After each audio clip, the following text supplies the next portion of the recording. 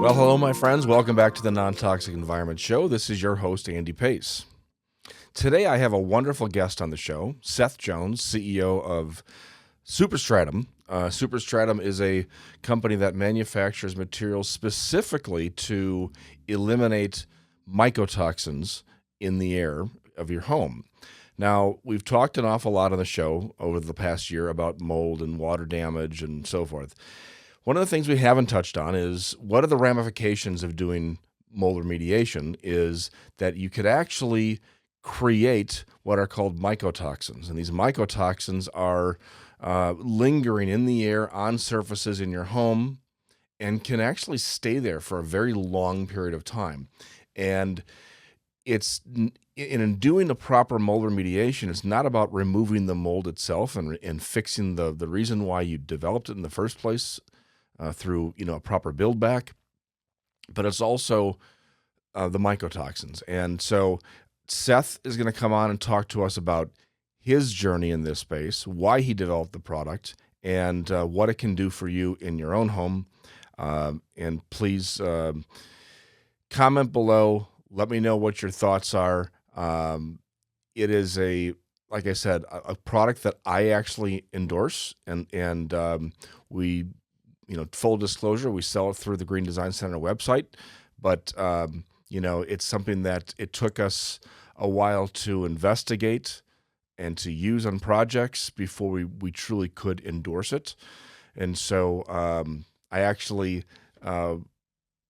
interviewed Seth for this podcast, at least 7 or 8 months ago, and I'm now putting it up on to our site here because I wanted to actually dig into this further, test it myself, have my clients give me feedback, and I am now extremely excited to bring this to you. And so give us a comment below. Let me know what you think of it, if you've used it. I'm also going to share down below in the notes a discount code that you can use off the Green Design Center website for you to get it. And most importantly, if you like this type of content, please give me a like and share this with family and friends. We're going to be doing more of this where we're actually going to be interviewing the people who are creating the solutions for you in your home. So look forward to a great 2026 podcast season. So enjoy the conversation with Seth. Hello, Seth. Thank you so much for joining the show today. Excited to be here. Excellent. Well, I appreciate that. I'm really, really happy that you could join us today. I hear from a lot of people that have either invented products or got into the mold remediation or the construction business or some aspect of building healthier living, and it comes to them because of specific situations that's happened to them or their families, their friends, and they nobody's looking out for us, so I guess I have to take care of this myself. I'd love to hear your story on how you got to be where you're at. Yeah, it's a wild one. It's a fun one to tell. And I can, I think for your audience, I could probably back up a little bit further. I grew up in Louisiana. My dad was a general contractor, so I grew up around construction and working it in the summers and building barns and decks and driving heavy machinery and then I went to school in Nashville, Tennessee, and I got a degree in music business. But I signed a record deal with this band I was in, and so that began about a 15 plus year career in music. And I did everything from I was a country music songwriter in Nashville, and then I moved to LA, and I did a lot of work in Europe, and then I wound up becoming a DJ when I was in Amsterdam, and so I did that for about 5 years, and Wow. released music and made music videos, and it was a fun time. Like I had a blast, and the story takes a very sharp turn at that point. But when I kind of look back on my life, like everything that led me to the point where I am was kind of there for a specific reason. And at that time, I was touring as a professional DJ, touring the country and releasing music, and I had a studio. And I was living and this was in Los Angeles, and I had a house, and it was not an uncommon, house in the east side of LA. And it was a kind of a property that had apartments in the back, and then there was kind of a larger house in the front.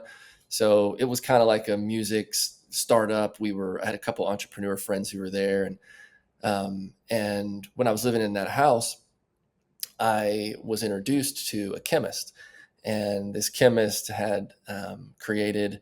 Well, he had worked at Sherwin-Williams for many years, and had also worked in some kind of non-toxic paints and coatings, and he just had this very unique chemistry knowledge. And when he retired, he moved up in the mountains in Georgia, and he had created this, uh, miraculous mold-resistant coating, and they had this crazy story about it, right? But they actually had real data, and they had years of doing this. And I was like, oh, I don't really know anything about mold necessarily or chemical manufacturing, but this is interesting. There's nothing else that can do this. And my mind, I would always kind of follow my curiosities. And so I kind of did that, myself and a business partner. And, we thought we had this really interesting kind of cleaning product. And we knew that there was a health issue with mold, but we didn't really understand, much beyond that, other than we had friends. We knew they had gotten very sick. And we knew that, any time there was moisture in a building, you were going to get mold. And this coating had the ability to survive like tremendous amounts of moisture, and still resist mold. And so, kind of, that was our understanding when we got off. What I didn't understand at the time was that house I was living in was actually a toxic home, and everybody who lived in that house got extremely sick. Kind of most importantly to me, my partner at the time, who had had a prior exposure as a child.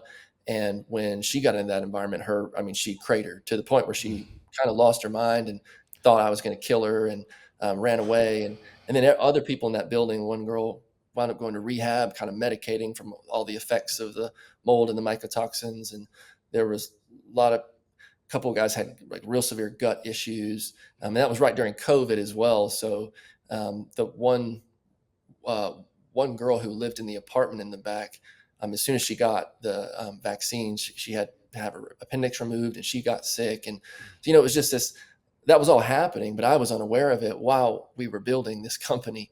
And it wasn't until years later, when we had really progressed in our research, where even myself, I had become passionate about this whole mission about healthy buildings. And but when I turned around and kind of saw it in reverse, and I said, oh, wait a minute, everything that I've been researching, it was actually right here in front of me. And that really recontextualized, the problem for me, not just in, I'm sure, and we'll get into all the remediation side of it, but really from the health side, how large this problem is, how unaddressed it is, and how difficult it can be to kind of make what is really a pretty simple realization. Oh, wow. It's a scary story, and I think what's really scary about it is that it's a type of story that I hear quite often. Yeah, it's People not. move. Yeah, it's not. It's very common where people move into a home or an apartment and develop these really odd health issues. And when you go to the doctor, you go to typical physician, they'll say, well, you picked up a virus or something. Here's these antibiotics. And after months and months and months of that not working, then they start to look into psychological issues to say, well, this could be. And I've heard some stories.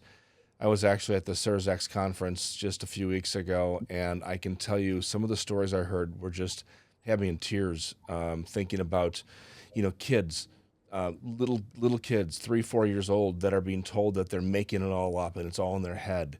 It's unbelievable how poorly this is addressed in our traditional medical fields. And so, yeah, it's something that I hear quite often. But you were able to at least at some point recognize this, and you had a little bit of this experience of knowing this chemist and hearing about these products. And so I guess at some point you said, I think I know what the issue is. How do we help? How do we do our part? And how did that come about? Yeah. That is also a crazy journey. I mean, when we started, we had a very unique product, a very unique coating that, we looked at the mold remediation industry and we said, okay, well, our coating can survive for 2 years on the side of your house and prevent any kind of growth on the surface of that coating, which is totally invisible and permeable. And so for remediation, we said, well, this is, it lasts 10, 20 years inside of a wall cavity, Yeah. even if you have floods and that sort of thing. So we went into the remediation industry and ran into a lot of headwinds. It's a large industry. It's not very innovative in its products. There is some regulation, not enough, but there's enough that people just kind of, when they figure out something that works, they do it. And then we also realized that, wait a minute, this is not just one, you need more than one tool in the tool belt. Hmm. This tool did not exist, and we're very proud that we have this tool, what is now our endurance coating. But as we, began to do more research, and this really came from the health side, remediation at that time, certainly at that time, had they weren't concerned with health. That was a liability to them, was the health aspect. Um, and to their credit, or maybe not to their discredit, there just wasn't a lot of research out there connecting, what we have now. And that was when we talked to these doctors, these functional doctors who, really understood toxicity and they understood mold. It was mycotoxins that kept coming up. And when we went and looked at these studies, and we said, well, wait, mycotoxins, within agriculture from consumption, they've been linked to, I mean, just about everything because of the way they cause inflammation in the body. But there, at that time, there was not a single company talking about mycotoxins. There was no understanding that mycotoxins existed in the indoor environment. And so we just kind of fixated on this problem that, like, I think that there's exposure happening inside of the buildings in the air. And there was no way to test at that time, for that. But we kind of started to develop that perspective on it. And it was from that and kind of looking at other technologies, cleaning technologies, different chemical technologies, that led us to the research that we did with Michael Pinto at Wonder Makers and Dr. Hooper at Real Time Labs. We looked at our chemistries to see if they would break down the chemical toxin of the chemical mycotoxins rather than kill mold. Right? There's lots of things that kill Sure. bacteria, molds, and things, but they don't have the chemical oxidation power to destroy the molecule. And that is what, we believe was driving the problem. And we did that. We showed that successfully with a chemistry that is also extremely safe. So that really became the backbone of our whole home detox system. But then as the years went by, more research happened, more people in the industry kind of turned their attention, more companies started to pop up to try and test for them. And that's not quite there, but now there's this growing awareness we have enough to know that, yes, it is in the air. Yes, they are at levels that should be extremely alarming. And we also know that mold remediation, that process of mold remediation, doesn't remove that chemical. And sometimes it can make the building more toxic because, yeah, and I'm sure you can interject there because I think Well, know one. yeah, I guess, this is kind of where this is actually perfectly where I want this conversation to go because, I want to step back a second. Obviously, most of our listeners are very aware of mold and mold remediation techniques and so forth. Mycotoxins are, if you were to ask somebody 5 years ago about mycotoxins, the word was barely in existence in our industry. Yeah. But now this is at the tip of everybody's tongue.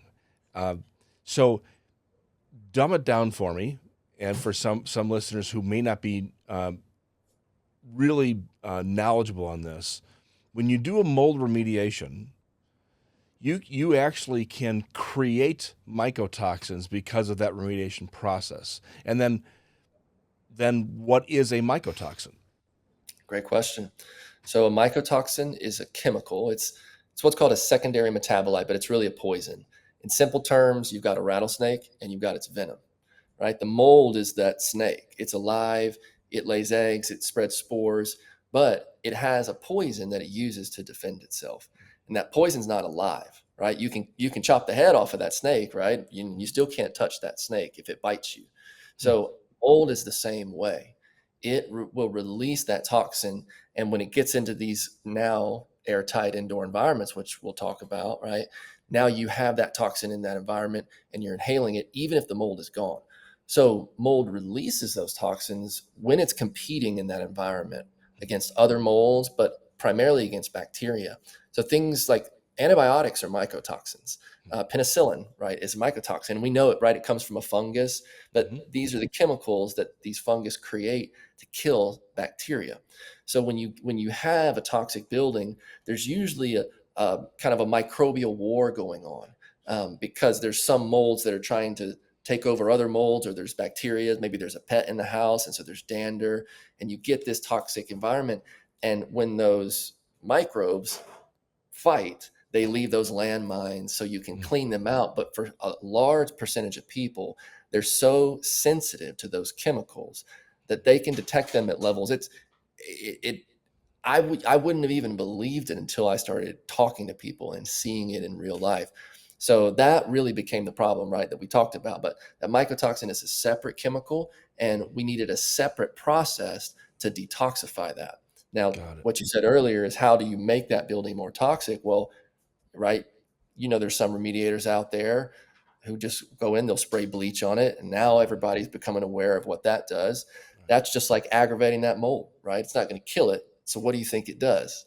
It's going to shoot out those toxins. And Mm. I've seen multiple cases of people who have, especially in property management, where a tenant will call in, say they found mold, and they'll send a handyman out, and he sprays it with bleach and paints over it, Mhm. and it will send I saw one time it sent a girl into complete migraines, and so she had to basically take a suitcase and leave the house the next day and never come back, like lost everything.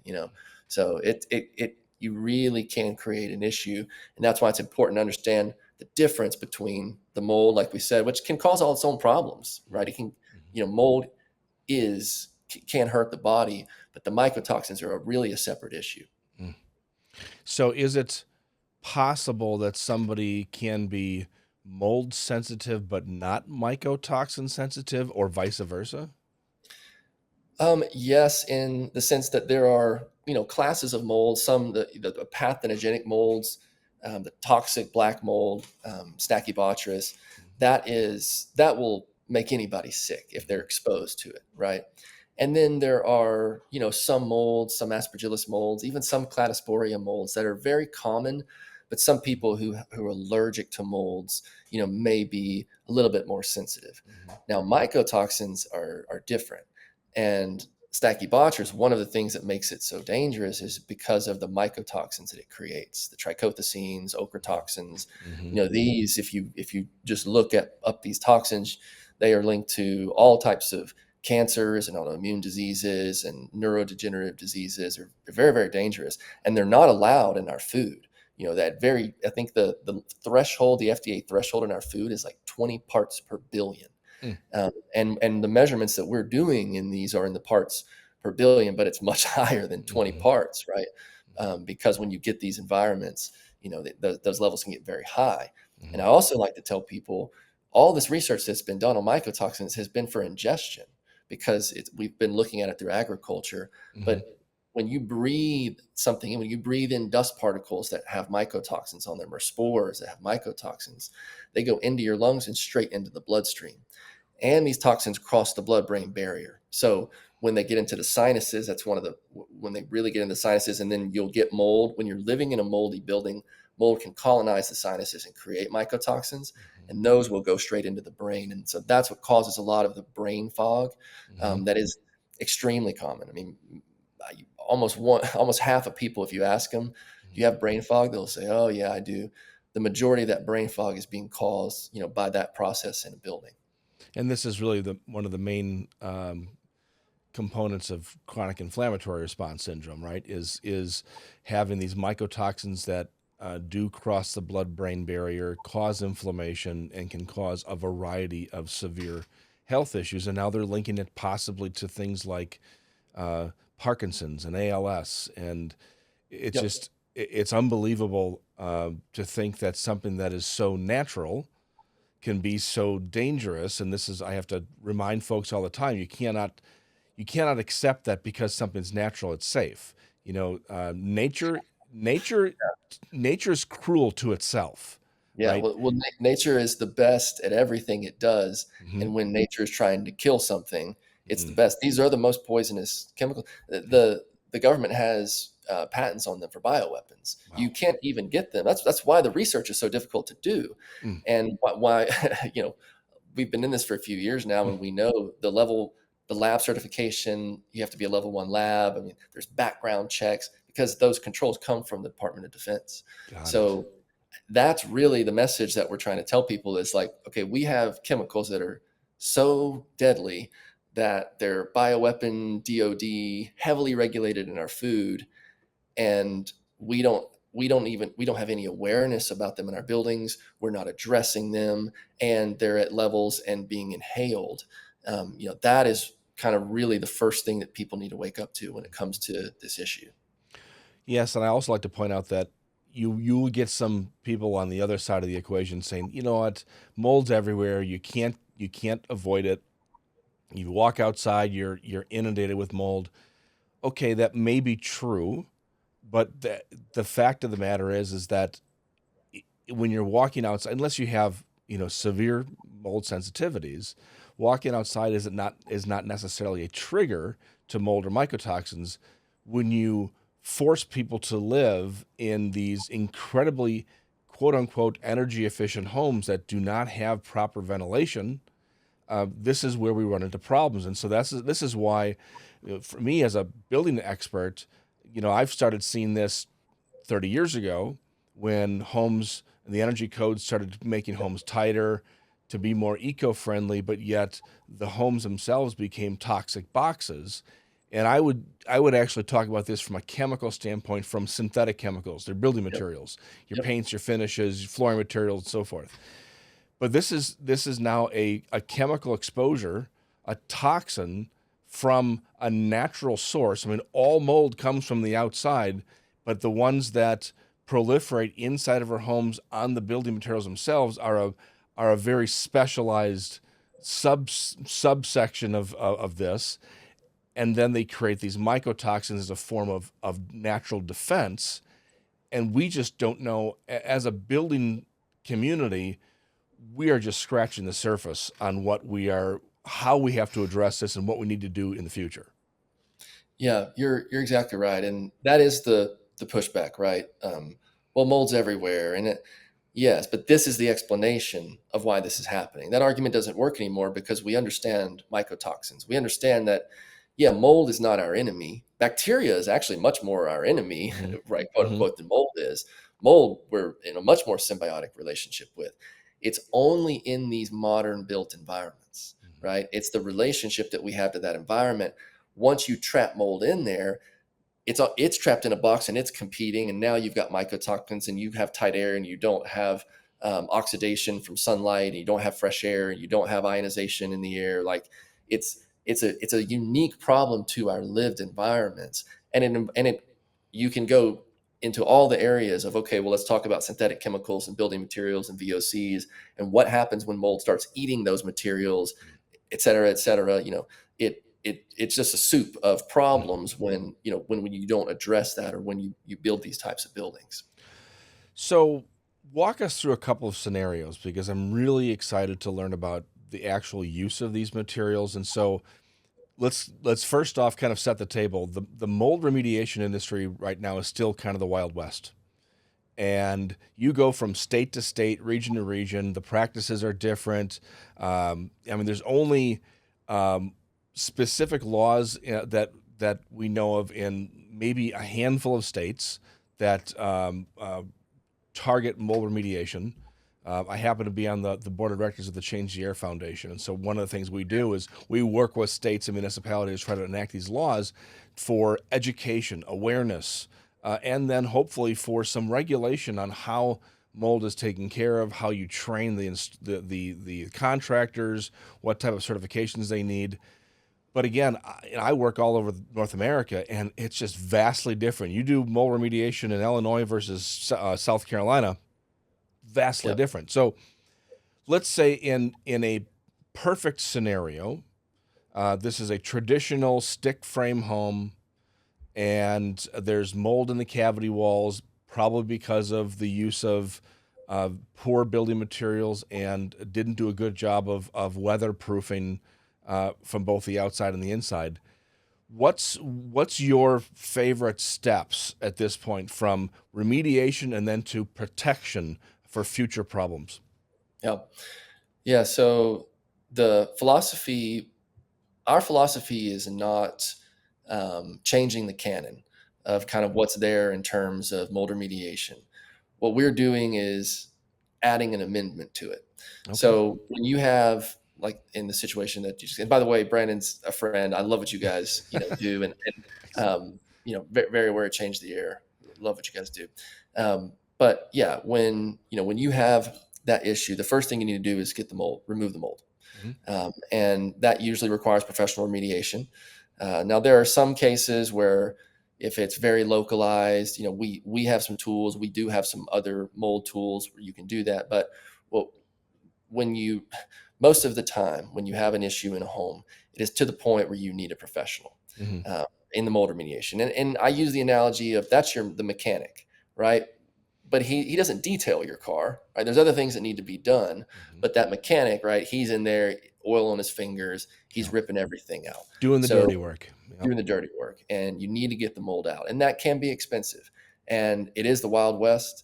Organizations like Normie, I don't know if you know Doug Mhm. Hoffman and what they're doing over there. Mhm. We big supporters of them. It is important to kind of in that industry of itself to kind of have the right tools and information. But really, that next step, once you get the mold out, okay, this is where Superstratum comes in. This is where we developed our system, and it's meant to detoxify that whole building. So Mhm. if you just had professional remediation done, like in this example, you'd leave those cavities open, and you'd even leave the containment up as well. And our system works in three phases. So the first phase is a cleaning and fogging phase. A lot of people now are calling this a small particle clean. Mhm. Same idea, right? What we like to say is, all the groups that say small particle clean, it's all mechanical. We 100% agree with. What we have provided is chemistry to support that process as well. So, like I mentioned, the research we did with Michael Pinto and Mhm. Dr. Hooper at Real Time, showing that our HEHOCl cleaners destroy mycotoxins. This is the product we use in the first phase. So we'll come into the home, fog that onto all the surfaces. We let that solution dry. After the dry, we come back and we do a wipe down. So all the surfaces and items in the building.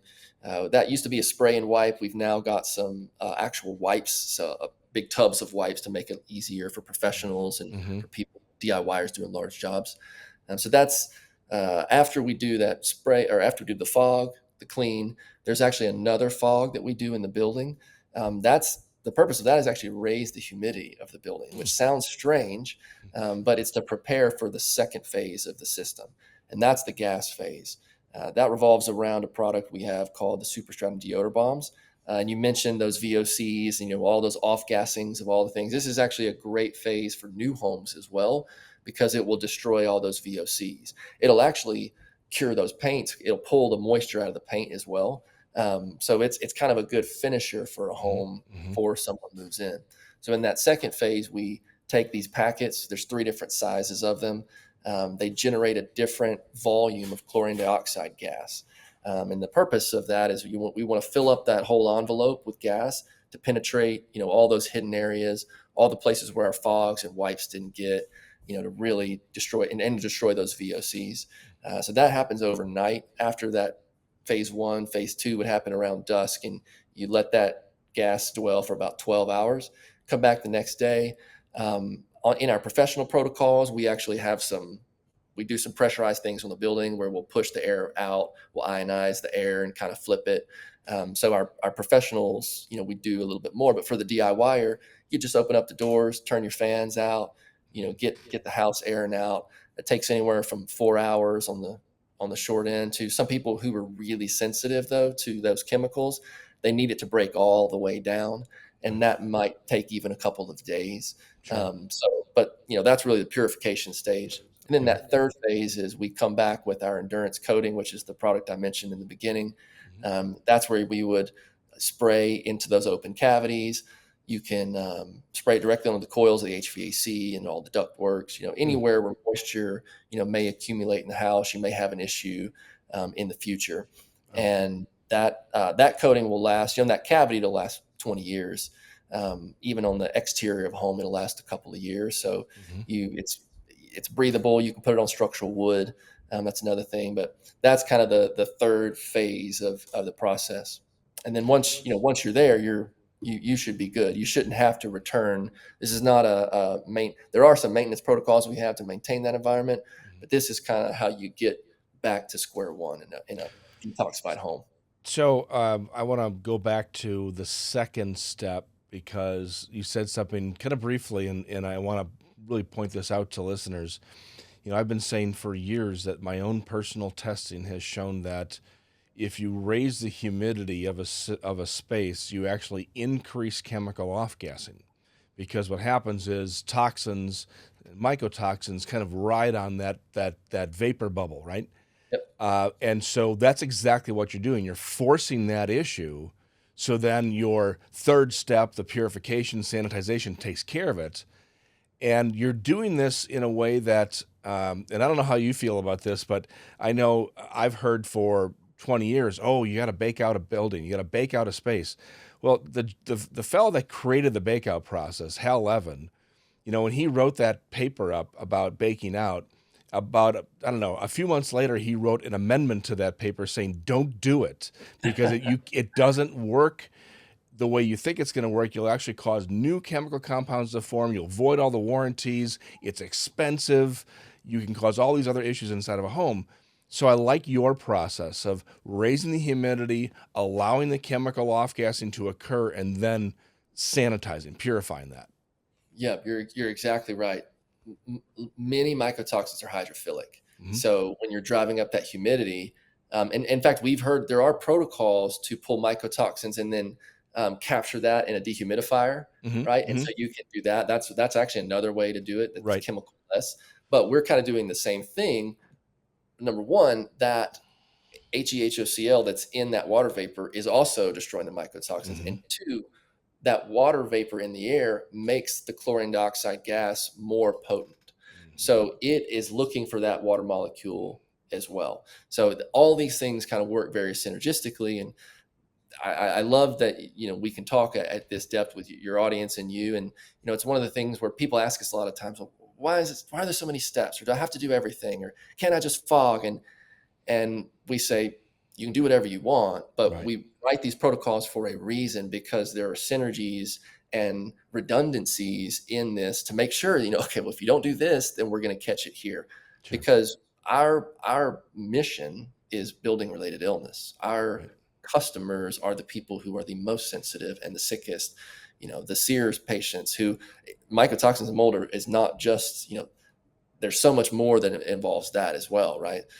So we really wanted to have a system that worked, and we believe it does. We believe it does when you perform it correctly, and you have the right preparation. Sometimes if, like we talked about remediation, if there's a lot of source mold that's in a building, well, you don't want to go fogging and gassing, when there's big colonies of mold hidden behind cavities, Right. right? Because that is probably going to cause a reaction and a release of mycotoxins. Hmm. So you do want to prepare and be in the right situation. But another thing that our products do that we really want is we just wanted to give people tools, to make their environment a little bit better. And that is a big part of what we do as well. It's okay. We've got full protocols, but we want to educate people so that they can do little things as well. Well, I like what you said earlier about this is a tool in the tool belt. This is not it's not a one size fits all application. There is a time and a place to do certain things. And, you do hear this from some of the mold professionals saying, do not fog because it's going to cause all these other issues.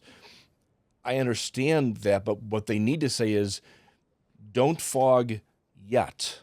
Do the remediation, do what you need to do, remove the mold, and now it's time for let's do the post remediation cleanup, And I've advocated that now for a few years of doing a fogging, wiping microparticle. And this is just, again, it's a tool in the tool belt to make sure that you don't have to go through this again in 5 or 10 years. Exactly. And it's funny too, you know, we were really, we really waved that anti-fogging flag very early in the industry because we believed that as well. We saw that problem. We said, well, no, when you just go in and fog, if you're addressing mold, there's two different things: fogging for mold Right. and fogging in a mycotoxin, Right. protocol. Fogging for mold is one of the worst things that you can do, Right. right? But you can't clean mycotoxins without fogging and wiping. Right. So it's a very simple understanding, but it's educating people about that. Well, we all want a quick and easy solution to very, very complex problems in life. Whether it's we're trying to lose weight, let's take a pill. Let's not actually eat better and work out. You want to sleep better? We'll take a pill for that. We all want these really quick and easy solutions, but those things always come back to bite you. They always come back and make things worse eventually. And it's definitely true in mold remediation and mycotoxin cleanup that if you don't do it correctly and in the correct order, it can actually make things worse. Yeah. Yeah, and the consequences can be severe, Mm, not just financially, but on the health. yeah. And one other thing that I wanted to mention to you, I think you find this interesting, our endurance coating. So our that it was what we call our whole home detox or our whole home system. Mhm. That is the mycotoxin cleaning protocol, and it involves all of our products. But our endurance coating, the original product that we started our company with, has some unique applications within construction, Mm, and that really became a thing that we worked on when we said, okay, this coating it has a unique ability because it's breathable, mhm. and one of the problems with mold resistant coatings, whether they work or not, is they're all encapsulants. Mm, And so by encapsulating wood, you're creating issues that I'm sure you're aware of. Our coating is invisible, but it's invisible because it's barely there. It's yeah, breathable. It's permeable for moisture and through air, so it can be put on structural wood, which really opens up the possibility to what you can do when you're building a home. When you're in that stage of trusses getting to the job site, a quick spray, is going to last for months. They'll even if they get rained on.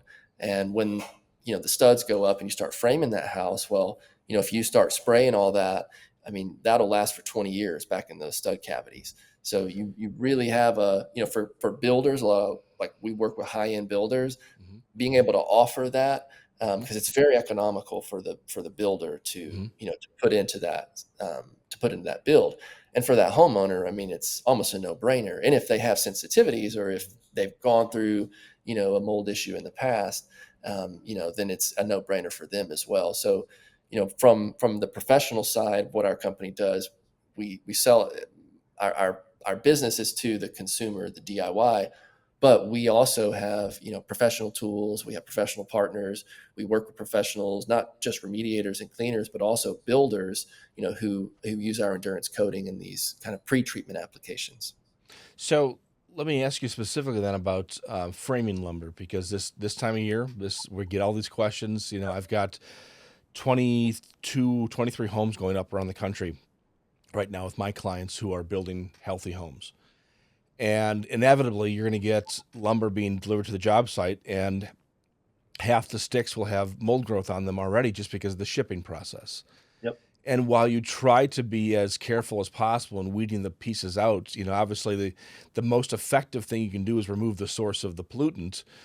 A lot of times you have to just accept what they give you, and then what? And so, typically the process would be a sanding and then a treatment. Um, what's your thought on that? Yes, I mean, the only way to truly get rid of it, if there's mold, if there's hyphae growing in that wood, is to sand it. Mhm. Um, Now, is that necessary? Probably not. Is it possible in most cases? No. Right. And this was where I go back to my childhood and my dad building houses. When I started this business, he would come and he was always sensitive to, mold in houses, and just, he would always took care of moisture. And, I saw that. And I remember one time he took me to a job site and he he said, I want you to look at this. And it was a bank he was building. And he goes, the architect said, we should just cover this up. And every one of those trusses was just black and Mm. covered, in mold. And I go, is this what y'all do? And he said, yeah. He goes, this is what everybody does. They don't Yeah. do anything. They Right. just cover Right. it up. And, that's inoculated wood right there. As soon as you got any moisture, humidity, I mean, that's a toxic building before people even move into it. Hmm. So yes, ideally, you don't want anything growing there. Now, one of the things our coating does, so we have to be very careful about the way we talk about what our coating Sure. can do Right. because of EPA, Hmm. which is a whole other thing we can talk about. Hmm. Our company ran into the EPA in this process of bringing new technology to market. But this is a FIFRA exempt coating. So really what it is similar to other paints, how they claim that no mold grows on the surface of that paint. That's exactly what our invisible coating does, right? That invisible coating that can be applied to anything resists the growth of mold on its surface. Now, and it resists it on both sides of its surface because that way that technology works is there's a polymer uh, in the solution, and then there are preservatives. And when the coating dries, it leaves a very light amount of that polymer that has those coatings in it. And when moisture hits it, the moisture can't wash the coating away, but it opens the coating up so that those preservatives become even more active. So the coating actually becomes super active when it gets wet. Mm. So that is really really what makes it unique. But yeah, it can be used on all those wood. And if you have a situation where okay, you've got something growing on it, when you spray that coating onto it, you haven't. It's not going to kill this mold, Hmm. right? But you basically got a layer right here, and it's resisting growth on this side of the coating, Hmm. and it's resisting growth on this side of the coating. And we say it lasts for 10 years. The chemist who created it 20 years ago says it lasts for 20 years. Wow. The actual data that we have, we've got lots of kind of 6 months a year lab data. And then the anecdotal data, one quick story that kind of makes it pop is a remediator that we had who did a remediation job. They opened up a wall, there was a leak, they had mold, they remediated the mold, they sprayed the coating after they did the remediation job, and they thought they fixed the leak, but they didn't. And 2 years went by, and when they opened the wall up, they actually mold had grown except for where the coating was. So it Wow. grew to the edge of the coating, and it had been leaking for 2 years. Wow. So that is, we are so confident about the performance of that product because you can go take your slippery sidewalk that grows, algae on it every 4 weeks and just power wash that thing and spray it with a really light coat. You need a 411 tip on a Hmm. sprayer. You can Okay. use a pump sprayer. Right. You can use a spray bottle. A paint sprayer is a really, easy way to do it if you got a larger job. Hmm. And you want a really fine mist. You don't want it to run, Okay. 'cause that will kind of disperse those polymer preservatives. You just real fine mist and let it dry. Mm. Um, and we've got, one test we did, we took a couple pieces of Wattman paper, we sprayed real light spray on both. One of them we ran under water for 24 hours, and then inoculated it. And the other one we inoculated and put them both in a petri dish. Neither one of them grew mold. Neither the one that was just inoculated or the one that ran under 24 hours. And they both had a zone of inhibition around that piece of Wow. paper where the mold couldn't even get to the paper. There was about Sure. 2 centimeters of inhibition around that coating. Holy So cow. when people understand the power of that technology and what it can do, Right. it is I mean, ideally we would just build buildings that never grew mold, right? Right. But this, it is my true belief. I mean, I've been in this industry for a few years now. We've looked at everything that's out there. This is a really great solution on the front end when you're building. I mean, the amount of pain and suffering that just a simple process like this could prevent, if it were common amongst builders, I think that's tremendous. The technology blows me away, and what I'm thinking is, as you're talking about, if you sprayed this over, obviously if you have mold on the surface, you want to remediate, but let's say somebody did apply this over mold that's already on wood, um, I'm curious to know if the technology would keep it from proliferating and wouldn't kill it, but it also wouldn't grow.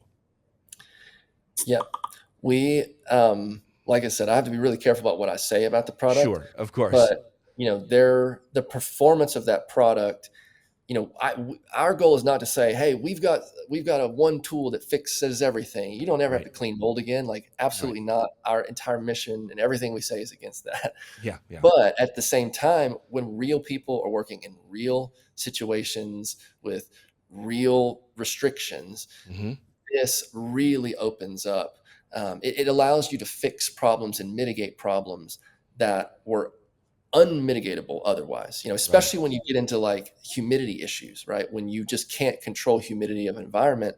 In a crawl space, for instance. Sure. I mean, this inside of a crawl space, dehumidifiers and these types of things, all they're doing is let's say all they're doing, they're managing the environmental conditions Hmm. to try and reduce the growth of mold, Hmm. but they don't do anything to reduce the growth of mold. Right. They're just changing those conditions. So Hmm. this, in combination with those encapsulation methods, is even more powerful.